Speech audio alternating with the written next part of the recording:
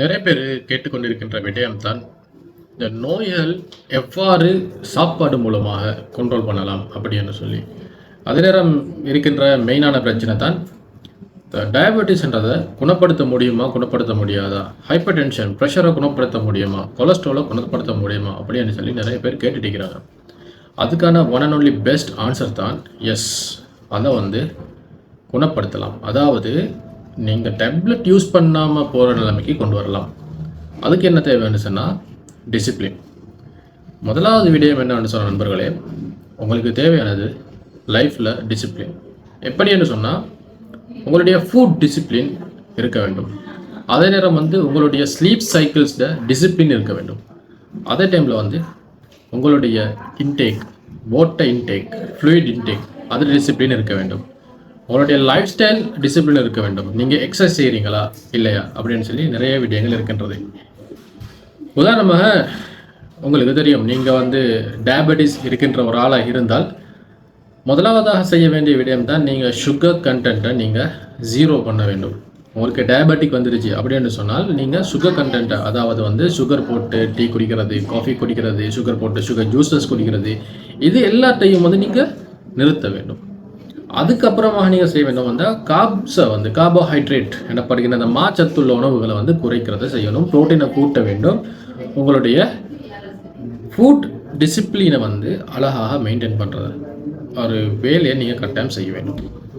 அடுத்ததாக நீங்கள் சில பேர் கேட்கலாம், டாக்டர் நீங்கள் எதை சாப்பிட சொல்கிறீங்க, எதை சாப்பிட்டீங்கன்னு சொன்னால் டயபெட்டிஸ் கூடுது, எதை சாப்பிட்டீங்க அப்படின்னு சொன்னால் டயபெட்டிஸ் குறையுது, என்ன ஃபுட் சாப்பிடணும், என்ன ஃபுட் சாப்பிடக்கூடாது. உங்களுக்கு தெரியும், கொமனாக சீனி இருக்கின்ற சாப்பாட்டை சாப்பிடக்கூடாது. அது முதலாவது விஷயம்.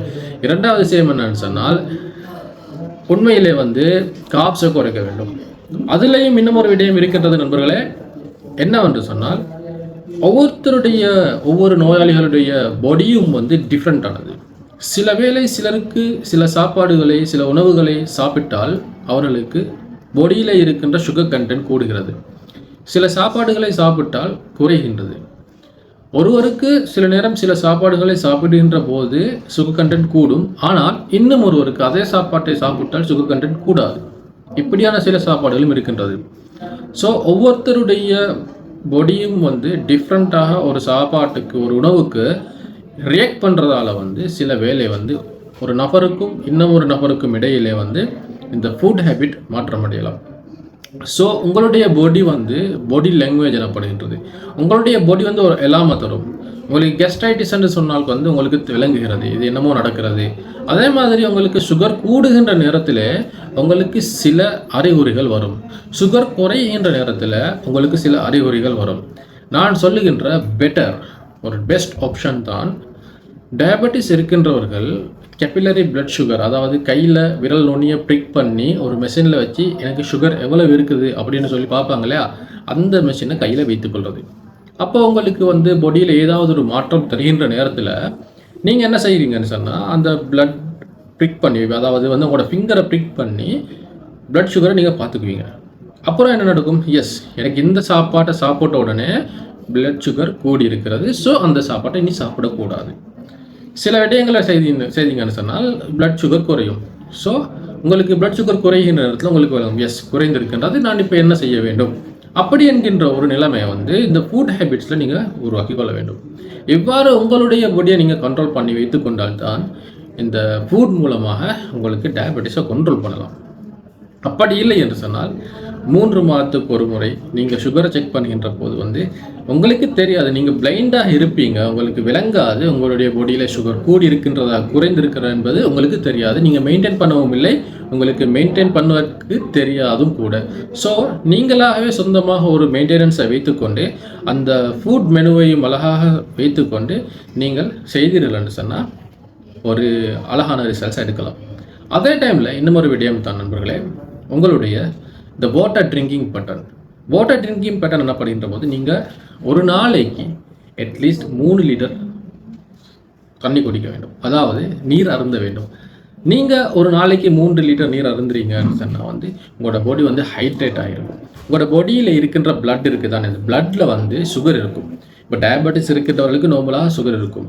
நீங்கள் சப்போஸ் தண்ணி குடிக்காமல் நீங்கள் டிஹைட்ரேட் ஆகியிருக்கிறீங்க, நீர் குடிக்காமல் டிஹைட்ரேட் ஆகியிருக்கீங்கன்னு சொன்னால் உங்களுக்கு உங்களுடைய டயபெட்டிஸ் காரணமாக வர முடியுமான காம்ப்ளிகேஷன்ஸ், அதாவது அதன் மூலமாக வரக்கூடிய தீய விளைவுகள் வந்து எப்போவுமே அதிகரித்த சைடில் தான் காணப்படும். நீங்கள் அதிகமாக நீர் குடிக்காவிட்டால் உங்களுக்கு நிறைய கால், அதே நேரம் வந்து பெரிஃபரிஸ் எனப்படுகின்ற சில இடங்களில் கால் விரல்களில், கால் இந்த கீழே இருக்கின்ற பகுதிகளில் வந்து புண் வரத்துக்கு ஏதானமான சான்ஸ் காணப்படுகின்றது. அதே நேரம் உங்களுடைய ஸ்கின் ட்ரை ஆகும். ஸ்கின் ட்ரை ஆகிற நேரம் வந்து உங்களுக்கு இச்சிங், ஒரு சொரிச்சல் மாதிரியான அந்த ஒரு நிலைமை ஏற்படுகின்றது. அதே நேரத்தில் ரேஷஸ் ஏற்படுகின்றதுக்கான சான்சஸ் காணப்படுகிறது. இவ்வாறு ரேஷஸ் ஏற்பட்டு புண் வருகின்ற நேரத்தில் வந்து அதிலே வந்து அவசரமாக தொற்றுகின்ற ஆள் தான் வந்து இந்த நுண்ணுயிர்கள், பாக்டீரியாஸ். இதனால் நாங்கள் செல்லுலைட்டிஸ் எனப்படுகின்ற ஒரு நிலைமைக்கு ஆளாக வேண்டி வரும். அதே டைமில் நீங்கள் பார்த்தீங்கன்னு சொன்னால் பொடியில் வந்து இந்த சுகர் கண்டென்ட் அதிகமாக இருக்கின்ற நேரத்தில் வந்து என்ன நடக்கும்னு சொன்னால் கிட்னியோட ஃபங்க்ஷன் கூட ஆல்டர் ஆகும். கிட்னியோட ஃபங்க்ஷன் வந்து பிரச்சனைக்குரியதாக மாறும். அதே நேரத்தில் கிட்னியில் இருக்கின்ற சில செல்ஸ், கலங்கள் வந்து இறக்கும். இவ்வாறு கிட்னியில் இருக்கின்ற அந்த செல்ஸ் வந்து செத்து போகிறதால, இறந்து போகிறதால என்ன நடக்கும்னு சொன்னால் கிட்னி ஃபெயிலியர் ஸ்டார்ட் ஆகும்.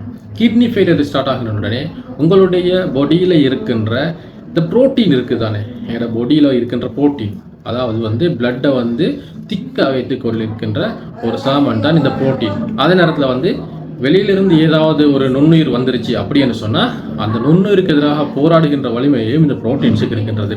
ஸோ என்ன நடக்கும்னு சொன்னால் கிட்னியில் இருக்கின்ற அந்த செல்ஸ், குளோமெருலஸ் எனப்படுகின்றது, அந்த யூரின் உற்பத்தி செய்யப்படுகின்ற பாத்வேஸ் எல்லாம் வந்து அழிவடைய தொடங்கும். அதனால் என்ன நடக்கும் என்று சொன்ன நண்பர்களே, உங்களுக்கு வந்து புரோட்டீன் யூரியா எனப்படுகின்ற ஒரு கண்டிஷன் வருகின்றது. நீங்கள் யூரின் பாஸ் பண்ணீங்க அப்படின்னு சொன்னால் உங்களுக்கு விளங்கும் அந்த யூரின்லேயே வந்து ஏராளமான நுரைகள் காணப்படும். நுரை அதிகமாக வருகின்ற ஒரு கண்டிஷன் வந்து நாங்கள் இதுக்கு சொல்கிறோம் வந்து புரோட்டீன் யூரியா. இவ்வாறு புரோட்டீன் யூரியா போகின்ற நேரத்தில் வந்து பொடியில் இருக்கின்ற பிளட்ல இருக்கின்ற ஆல்புமினின் அளவு வந்து குறைவடைகிறது.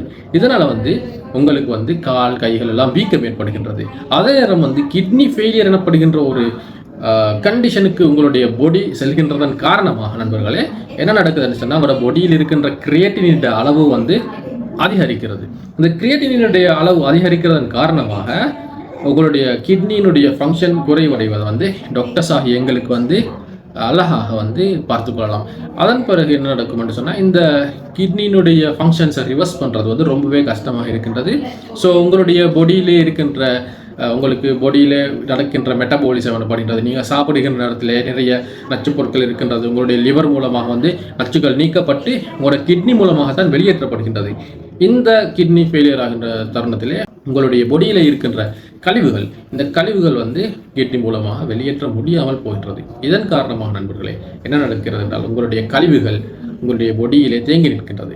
இவ்வாறு தேங்கி நிற்கின்ற போது உடலிலே இருக்கின்ற கழிவுகளை அகற்றுவதற்காக நாங்கள் டயாலிசிஸ் எனப்படுகின்ற ஒரு மெத்தடில் ஒரு பொடியை வந்து ஒரு மெஷினில் கனெக்ட் பண்ணி செய்ய வேண்டி ஏற்படுகின்ற நிலைமை ஏற்படுகின்றது. அப்படியே இல்லை என்று சொன்னால் அதனுடைய ஃபைனல் ஆப்ஷனாக வந்து எங்களுக்கு கிட்னி டிரான்ஸ்பிளான்ட் பண்ண வேண்டிய நிலைமையும் ஏற்படுகின்றது. ஸோ நண்பர்களை நீங்கள் கட்டாயமாக நீர் அருந்தி உங்களுடைய பொடியை வந்து அழகாக மெயின்டைன் பண்ணிக்கொள்ள வேண்டும். அடுத்த விடயமாக இருக்கின்ற விடயம் தான் கட்டாயமாக நீங்கள் செய்ய வேண்டிய மிக முக்கியமான ஒரு விடயம் எக்ஸசைஸ். உங்களுக்கு கூறலாம், என்னால் எக்ஸசைஸ் செய்ய முடியாது, என்னால் நடக்க முடியாது, மேல்கை வருத்தமாக இருக்கின்றது, ஒன்றுமே செய்ய முடியாது, நான் வீக்காக இருக்கின்றேன் அப்படின்னு சொல்லலாம். உண்மையில் நண்பர்களே உங்களுடைய பாடியை வந்து டிசிப்ளினுக்கு கொண்டு வரேன்னு சொன்னால் ஒரே முறையில் நீங்கள் ஜிம்முக்கு போய் 50 கிலோ வந்து வெயிட்டை தூக்க முடியாது, ஒரு நாளில் ஒன்றும் செய்ய முடியாது. நீங்கள் உங்களுடைய பாடியை வந்து மெதுவாக பழக்க வேண்டும். நீங்கள் ஒரு நாளைக்கு வந்து ஒரு 500 மீட்டர்ஸ் நடங்க, 2 முறை நடங்க, அதுக்கப்புறமாக 750 ஆகுங்க, அதுக்கப்புறமாக 1000 ஆகுங்க. நாங்கள் பிறந்த உடனே கூட வந்து நடக்கலை, எங்களுக்கு நடக்க முடியாது. நாங்கள் ஒரு அடியாக நடந்தோமா? இல்லை. நாங்கள் நடந்தது எவ்வாறுன்னு சொன்னால் படிப்படியாக தவண்டோம், அதுக்கப்புறம் எழுந்து நின்றோம், 1 அடி 2 அடி வைத்து மெதுவாக பக்குவமாக நடந்தோம், அதுக்கப்புறம் ஓடினோம், இப்பொழுது நன்றாக இருக்கணும். இது மாதிரி தான் உங்களுடைய பாடியை வந்து நீங்கள் எக்ஸசைஸ் செய்தே இல்லை அப்படி என்று சொன்னால் உங்களுடைய பாடியை நீங்கள் எவ்வாறு எக்ஸசைஸுக்கு பழக்கணும் அப்படின்னு சொன்ன நண்பர்களே நீங்கள் படிப்படியாக பழக்கணும். இது படிப்படியாக நீங்கள் பழக்கிறதால் வந்து உங்களுடைய பாடியில் இருக்கின்ற செல்ஸ், கலங்கள், உடலில் இருக்கின்ற கலங்கள் வந்து சென்சிட்டிவ் ஆகின்றது. உண்மையிலே இந்த டயபெட்டிஸ் வருவதற்கான மிக பிரதானமான காரணம் ஒன்றுதான் இந்த பொடியில் இருக்கின்ற செல்ஸ் வந்து எங்களுடைய பொடியில் இருக்கின்ற குளுக்கோஸுக்கு சென்சிட்டிவ் இல்லாமல் போகின்றது, அதாவது இன்சுலினுக்கு சென்சிட்டிவ் இல்லாமல் போகின்றது. அதுக்கு ஒரு காரணம் தான் இந்த செல்ஸில் இருக்கின்ற இந்த வாலில் வந்து அதிகமான லிப்பிட் படுகிறது. அதே இன்னும் நிறைய பயோகெமிக்கல் சேஞ்சஸ் நடக்கின்றது.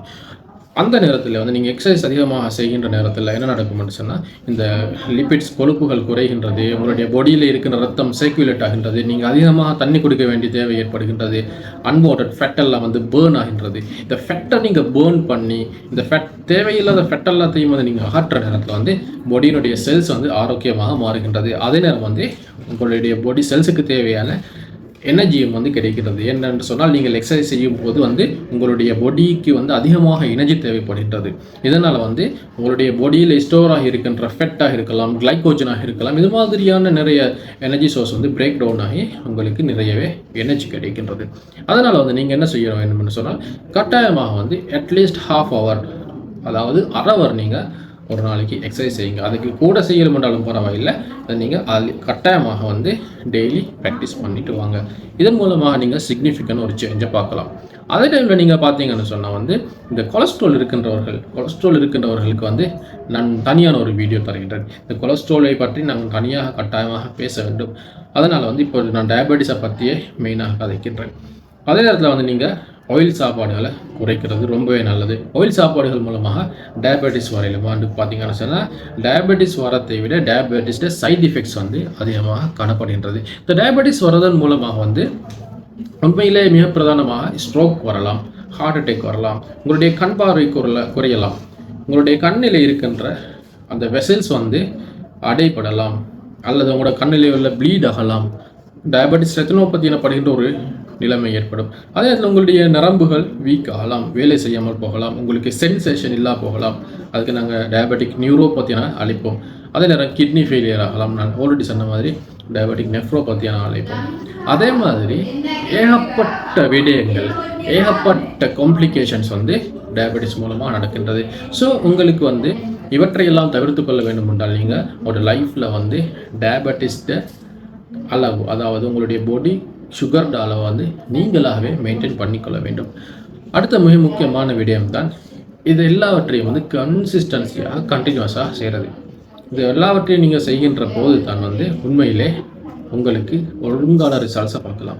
ஸோ நீங்கள் நினைக்கிறீங்கன்னு சொன்னால், ஸோ நான் டயட்டை மெயின்டைன் பண்ணுறேன், எக்ஸசைஸ் பண்ணுறேன், அதே நேரத்தில் நான் ஓட்ட குடிக்கிறேன், அதே நேரத்தில் வந்து எல்லாற்றையும் செய்தேன், ஆனால் என்ன ட்ரக்ஸை யூஸ் பண்ணாமல் இருக்கலாமா அப்படின்னு கேட்டிங்கன்னு சொன்னால் இல்லை, ட்ரக்ஸை யூஸ் பண்ணாமல் இருக்கக்கூடாது.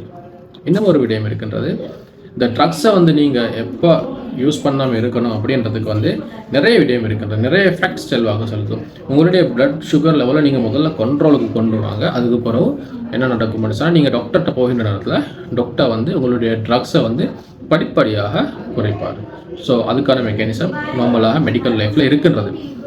இன்னும் ஒரு மிக முக்கியமான யாருமே கதைக்காத ஒரு விடயம்தான் இப்பொழுது நான் கதைக்கப் போகின்றேன். இந்த டயபெட்டிஸுக்கு மிக முக்கியமான ஒரு காரணம் இருக்கின்றது, அதுதான் ஸ்ட்ரெஸ் லெவல். உங்களுடைய ஸ்ட்ரெஸ் லெவல் அதிகரிக்கின்ற போது உங்களுடைய பாடியில் ஏராளமான ஹோமோன்ஸ் இருக்கின்றது. அட்ரினலினாக இருக்கலாம், கோர்ட்டிசோல் எனப்படுகின்ற ஹோமோனாக இருக்கலாம், குளுக்கோகன் எனப்படுகின்ற ஒரு ஹோமோனாக இருக்கலாம். இவை காரணமாக உங்களுடைய பாடியில் இருக்கின்ற குளுக்கோஸின் அளவு அதிகரிக்கிறது. அதே நேரம் நண்பர்களே, சில காரணங்கள் இருக்கின்றது. இந்த காரணங்கள் காரணமாக உங்களுடைய பாடி செல்ஸுக்கு குளுக்கோஸ் உட்செல்லுவது வந்து நிறுத்தப்படுகின்றது. அதாவது உங்களுடைய பாடியில் இருக்கின்ற செல்ஸுக்கு குளுக்கோஸ் உட்செல்லாமல் போகின்றது. இதனால் வந்து என்ன செய்கின்றார் சொன்னால் டயபெட்டிக் நிலைமை அதிகரிக்கின்றது.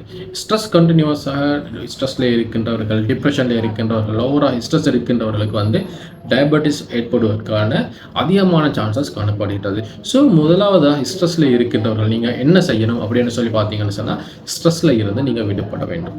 ஸ்ட்ரெஸ்ஸில் இருந்து நீங்கள் விடுபடுகின்ற நேரத்தில் வந்து உங்களுடைய பாடி வந்து காம் டவுன் ஆகின்றது. உங்களுக்கு தேவையில்லாத ஹோமோன்கள் எல்லாம் சுரப்பது நிறுத்தப்படுகின்றது. அதன் போது என்ன நடக்கிறது அப்படின்னு பார்த்தீங்கன்னு சொன்னால் உங்களுடைய பாடி வந்து நார்மல் நிலைக்கு வர ஆயத்தமாகின்றது.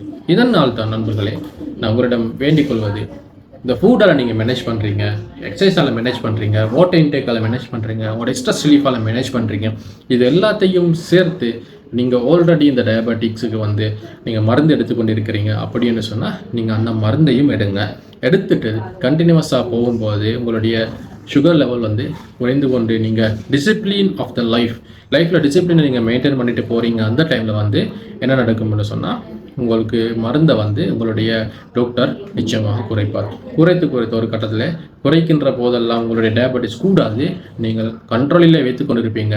அதனால் வந்து சம்டைம் உங்களுடைய மருந்துகள் கூட நிறுத்தப்படலாம். ஸோ மருந்து இல்லாமலே உங்களுடைய பாடி வந்து கண்ட்ரோலில் இருக்கும். ஸோ உங்களுக்கு மருந்து எதுவும் தரல, உங்களோட பாடி கண்ட்ரோல் இருக்குதுன்றதுக்காக வேண்டி நீங்கள் போய் எல்லாவற்றையுமே மறந்து திரும்பவும் பழைய மாதிரி நீங்கள் ஸ்டார்ட் பண்ணக்கூடாது. உங்களோட டிசிப்ளினை இழந்து விடக்கூடாது. ஸோ நீங்கள் டிசிப்ளினில் இருங்க. நீங்கள் எதை சாப்பிட்றீங்க, எதை குடிக்கிறீங்க என்பதை வந்து கட்டாயமாக ஆராய்ச்சி செய்யுங்க. உங்களுடைய நோய் நிலைமையை பாருங்கள். நீங்கள் கட்டாயமாக சுகர் கூடுகின்றதா குறைகின்றதா என்பதை நீங்களே பார்த்து கொள்ளுங்கள். Self discipline is very important. இந்த செல்ஃப் டிசிப்ளின் வருகின்ற போது உங்களுக்கு தெரியும், சாப்பாடு, எக்ஸசைஸ், உங்களை நீங்களே அனலைஸ் பண்ணிக்கொள்வது, அது நேரம் இந்த ஓட்டை குடிக்கிறது, அது நேரம் உங்களுடைய ஸ்ட்ரெஸ்ஸை ரிலீஃப் பண்ணுறது, இதெல்லாவற்றையும் நீங்கள் செய்கின்ற போது நிச்சயமாக வந்து உங்களுடைய டயபெட்டிஸ் உங்களுக்கு கண்ட்ரோலில் இருக்கும் என்பதை வந்து நான் இவ்விடத்தில் தெரிவித்துக் கொள்கின்றேன். ஸோ ஏதாவது உங்களுக்கு டவுட்ஸ் இருக்கின்றது அப்படின்னு சொன்னால் கட்டாயமாக கீழே கமெண்ட்டில் இடுங்க. அதே நேரத்தில் மீண்டும் ஒரு வீடியோவில் சந்திப்போம்.